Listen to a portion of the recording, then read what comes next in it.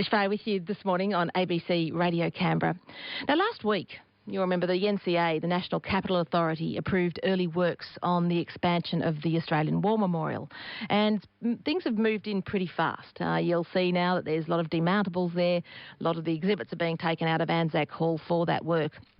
Well, this Thursday, the Joint Standing Committee on the National Capital and External Territories will hold a scheduled biannual hearing on the NCA. Joining me this morning is David Smith. He is the Labor member for Bean and is a member of that committee. Good morning. Good morning, Lish. How are you? Very well, thanks. What's your response to the NCA approval last week? Lish, probably not that surprised.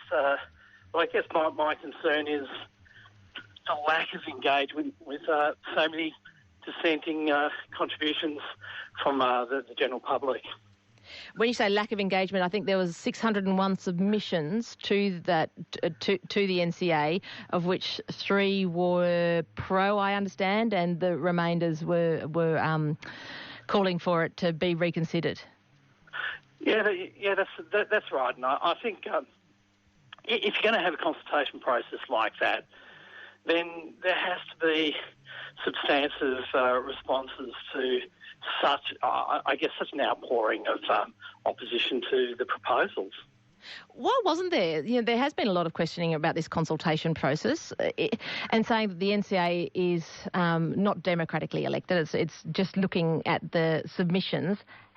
How do they assess those submissions? Look, I think the challenging thing, Lish, is that we've got to a stage in the process where the actual remit of the National Capital Authority is actually quite narrow. So the actual substantive approval of the project, if you like, had occurred earlier when it went through Public Works. That said, if you're still going to put these proposals out to the public, then I think you need to engage properly with a response. Yeah. What was the role of the NCA in it then? If they weren't going to engage, if they didn't engage with a response?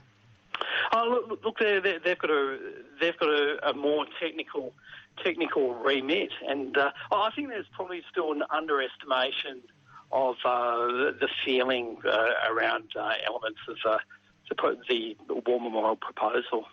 Yeah, it's hard to find out because I know many Canberrans and many Australians are scratching their heads with such a sort of the weight of submissions so much in favour of not going ahead with it, or at least having big changes made to the redevelopment.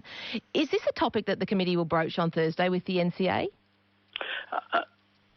Almost without a doubt. There'll be questions regarding this process. It would be quite difficult for the committee not to think about asking questions along those lines. Is it going to be quite an uncomfortable committee meeting to bring that up? Has it been discussed before in previous meetings? No, look, I don't think it's uncomfortable. I think it's part of our job, really, and even in terms of for the NCA, getting to the bottom of what were the limitations on their capacity to respond, having a proper understanding of that. And I guess one of the obvious issues too is that the NCA themselves have limited resources, but I think the public expected better here. My guest this morning on ABC Radio Canberra is David Smith, Labor member for Bean. He's a member of the committee, the Joint Standing Committee on the National Capital and External Territories. They've got their biennial hearing on the National Capital Authority. It's one of those organisations. A lot of people probably don't quite understand what the National Capital Authority do. David, can you outline what their actual role is? Oh, look. So one of their concerns is actually how the proposals actually fit in with the whole the impact on the broader sort of national capital environment. So there are issues around how they might affect the skyline, the vista. It's actually they've also got responsibility for maintenance to an extent of elements of the national capital area. So it's sort of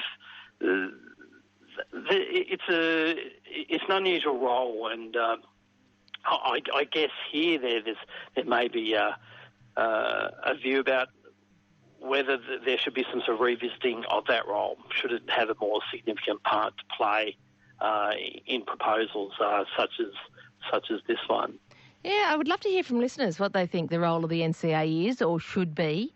1300 681 666. Is there any kind of appeal that could be made here, or a captain's call from government? Look, certainly at the end of the day, it's basically the government that's decided to support the broader proposals that went forward. Of course, look, these proposals have gone through the Public Works Committee, which is another committee that I sit on, Lish. There was a dissenting report there, but it actually went through. It's actually gone through most of the appropriate processes. I guess particularly the demolition of Anzac Hall is one that many parts of the community have been pretty disappointed by when possibly there were other opportunities that could have been pursued. And in terms of public consultation, do you think the public lose faith in public consultation when it's done like this?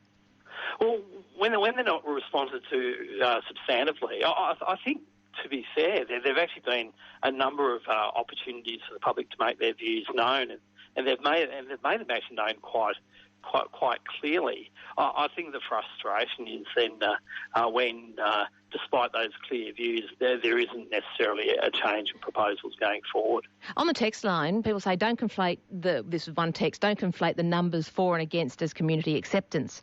People who approve of the project, when they hear it's going ahead, won't feel the need to make a submission because, well, it's going ahead. However, if your only way to stop this is to write in, well, of course you do it. So that text implying that the overwhelming response against the redevelopment of Anzac Hall is because people write in to stop it rather than to accept it.